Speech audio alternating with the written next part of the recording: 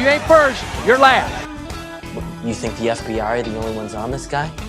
The key to victory is anticipation. If she were a president, she'd be Abraham Lincoln. Fear is the path to the dark side. You are tearing me apart, Lisa! You are a sad, strange little man. Boy, that escalated quickly.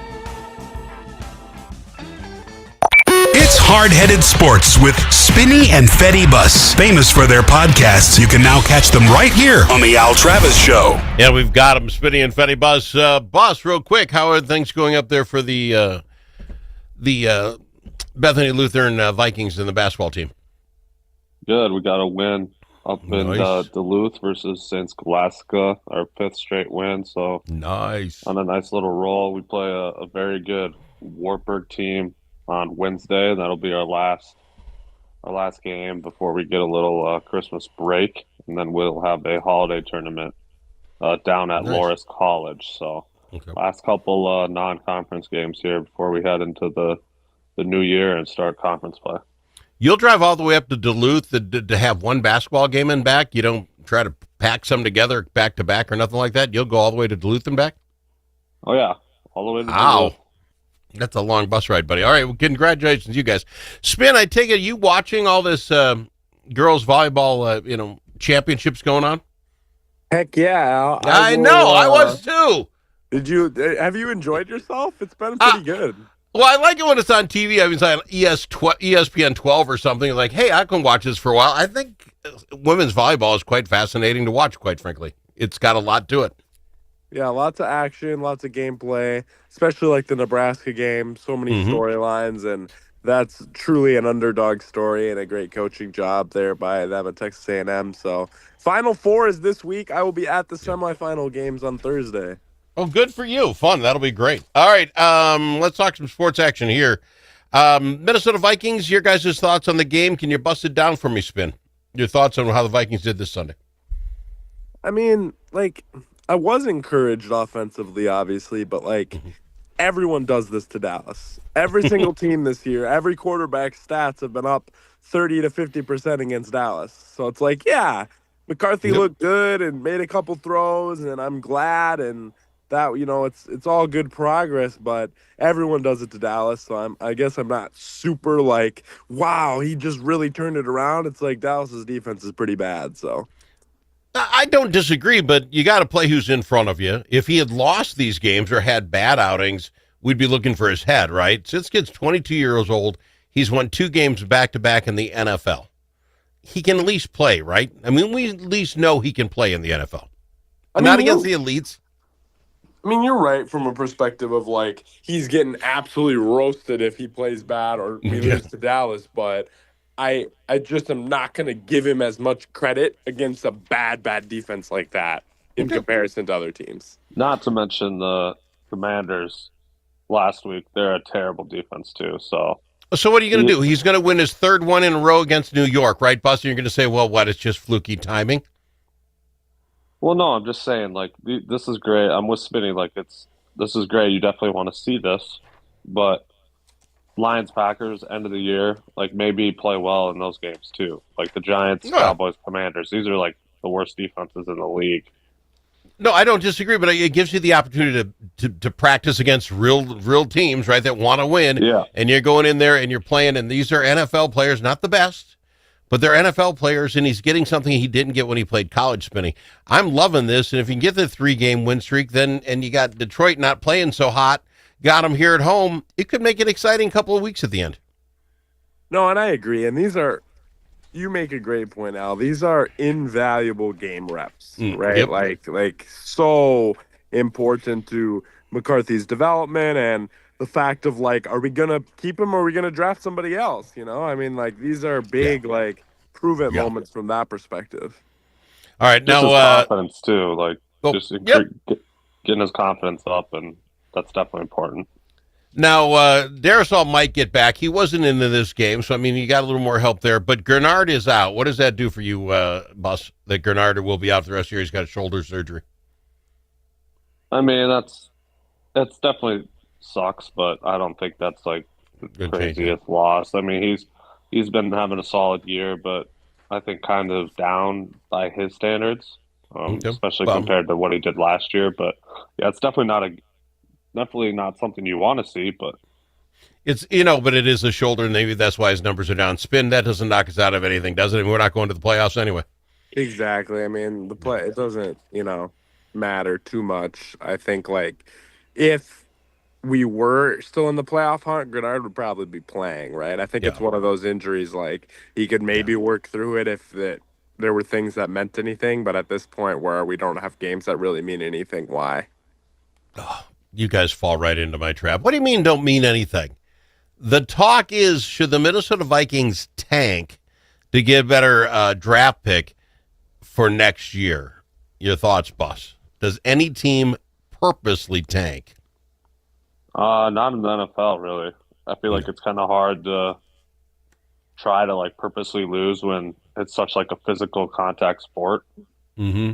So teams try to win in the NFL, that's for sure. So I know obviously we want a better draft pick, but we also want to see JJ improve and get some wins and get some confidence and go into the next season on more of a high note. So it doesn't bother me that we're getting wins at all. Spinny, your thoughts? I mean, let me throw this at you. So you've got the Jets at 3-11, the Cleveland Browns 3-11, 2-12 for Vegas, 2-12 for the Giants, 3-11 for Arizona. You couldn't tank enough to get yourself in the top 10. Yeah, and I think unfortunately, honestly, Al, I wish we would tank. I really do. Oh, stop. I really wish we do, but would. I think that having a higher draft pick is super valuable, especially for us where we need a couple more pieces to really be competitive. But Bus is right, unfortunately. NFL teams don't tank. So we're going to play hard. We're going to try to win.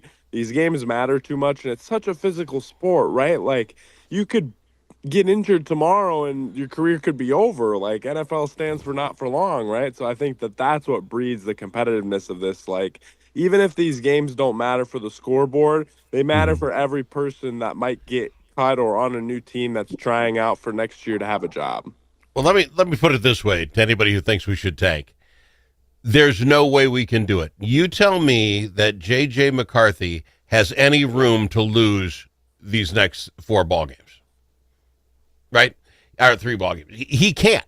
We would be calling for his head. The people would want him to be gone. I think his only way of sticking here is to prove that he can win. And like you guys said, against even good teams, I think this team desperately wants to get to 9-8. That would be nice to see, honestly. And either way, it's we're still a top 15 pick right now. So, yeah, I just can't see there's any chance that we tank. It's just too much for. I mean, you guys were talking about it. Is JJ going to be our quarterback for the future? Or whatever pick we get, we got to find a quarterback. We got to do something. Or are we going to hang our hat on this kid because he shows us something? And you're not going to show us something by, hey, kid, go out there and tank this one for me. I don't know how it would happen. Not going to be. All right, we got to go to break. We'll be back after this with more with Spinny and Fetty Bus. Hard-headed sports. Tired of one-sided media and divisive noise drowning out your conservative values? Take back the conversation with Braver Angels. Join a grassroots movement to restore civility and find common ground without compromising your principles. As a conservative, your voice matters. Share your perspective on issues like immigration and public health in Red Blue workshops and help rebuild trust in our great nation. Be a leader in depolarizing America. Sign up for free at mn.braverangels.org. Braver Angels, where conservatives, liberals, and independents unite for a stronger republic. This season, bring the whole family to see Irving Berlin's White Christmas. This smash hit musical based on the classic film returns by popular demand to delight you at Chanhassen dinner theaters. With loads of laughter and a stunning showcase of Irving Berlin songs, White Christmas is a celebration of the romance, friendship, and magic of the holidays. Make your plans today to see White Christmas. Visit chanhassendt.com.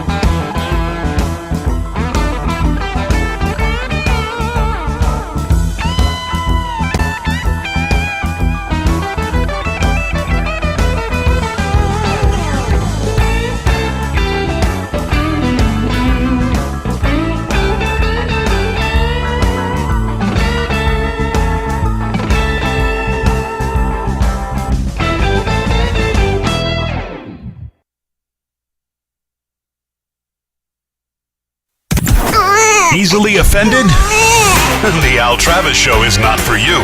The Al Travis Show. All sides are welcome. So lucky to have him. We've got him spinning in, Fetty Bussian talking sports with us. We probably should have led with this because this is probably the biggest news story of the day in sports. It would seem, Bus, that the NBA has decided it is not going to continue to have this, what's the NBA Cup? The Emirates Cup, continue to be in Vegas. They're going to, because they wanted to do neutral sites. But here's what they said. In the wake of the league announcing in September this would be the last season for the semifinals and championship game being played in a neutral site, it is recognizing that the neutral site approach has lacked the energy enthusiasm that they had hoped for. The Emirates Cup, is it going to stand, Bus? Yeah, I think that's the right move, honestly. You got to get this on an actual team's court. So there's somebody who cares about it. Yeah, because like how many fans are going to fly out to Vegas for this game? You know what I mean? It's just like I don't think people are trying to spend that much money to go watch this NBA Cup. But well, I think that seems to be the problem. But Spinny, you would agree with me. All they need is maybe a better light show, a fogger, and maybe make the basketball a different color. That would really help. Yeah, throw some EDM music in the background. There, see, be like rave skip rave ball. ball. You know? Yeah, that's. Have you ever seen the ones when they play basketball on trampolines? Do that. Yeah, a little smash ball. Be great. That's what. Yeah, Oh smash my ball. You've gosh. seen it. Yeah. Wouldn't that? I'd go to that. can you guys imagine Wemby on the trampoline? Wemby with a trampoline. His little That's legs not just fair. All right, I do we'll have to watch say it. though, I do think the NBA Cup has been good. There's been multiple Get out. times. No, there's been multiple times this year, and multiple group chats I'm in, and hearing from people on Twitter and stuff. Like inviting people over to watch the NBA Cup games has become a thing, right? No become way. bonding for us, bringing us together. A couple of texts, hey, want to come over and watch the Cup semifinals? Been a thing. So I agree, though. We got to bring it back home, get the juice back in the stadium. But the NBA Cup is a thing, and it's here to stay. It was 3 days after OKC lost to Wemby and the gang that I was told that was part of the Emirates Cup, and they were out. That's how much I care about the Emirates Cup. Well, that's why it's awesome, because the Thunder lost. Oh, that's why it's okay. That's why the negativity we is. got to take Thunder losses whenever we can get them. You know, Yeah, we're That's not pretty going to rare get any nowadays. of them. There's a part of that. Okay, other thing today in sports. You guys catch that Cooper Flag, youngest player ever to break 40 points, 42 points. They end up losing the Mavericks in overtime to the Utah Jazz. That's kind of scary, isn't it? An 18-year-old kid can score 42 in an NBA game. Where's his ceiling? Yeah, anytime you beat any of LeBron's youngest ever records, it's definitely a good night for you. He had a little slow start to the season, and people were overreacting, as they always do. That maybe he wasn't as good as he was hyped up to be, and he's starting to prove that he is who we all thought he was. And yeah, like you said, Al, the ceiling now. It's very high. Let's put it that way. I mean, he was never even viewed as a scorer, more of an all-around guy. So if he's already getting 40-point games as a rookie, he's going to be absolutely insane when he's like 23, 24. Oh, put 20 pounds of meat on him. Spinning your thoughts on Cooper. Exactly. Yeah, Coop's an absolute great defender. Of course, Bus has to get a LeBron thing in this classic. It's showing he wasn't the greatest of all time. Yeah, okay. Anyways, sorry. Coop Flag does have a lot of upside. I love too the defensive on ball and rim protection he provided last night as well. I think that his offense is always maybe going to be second fiddle to what he can do as far as playmaking and defense. But if he can get the scoring at the level we saw last night, he's gonna be very good. Also, shout out Keontae George for the Jazz. My guy played really, really well, scored 38 last night. Has had a really good couple seasons, kind of was an underrated draft pick. Looks like he has some, for sure, all-star potential in the future as well. Why are you shouting out Keontae George when that guy could have been on our team, Spinny? Because everyone hates on Keontae George. Like he's some bum that's just scoring points on a bad team. and he's like, he actually might be good. All right, we got. Speaking of scored points, I got to get us to some Minnesota stuff here.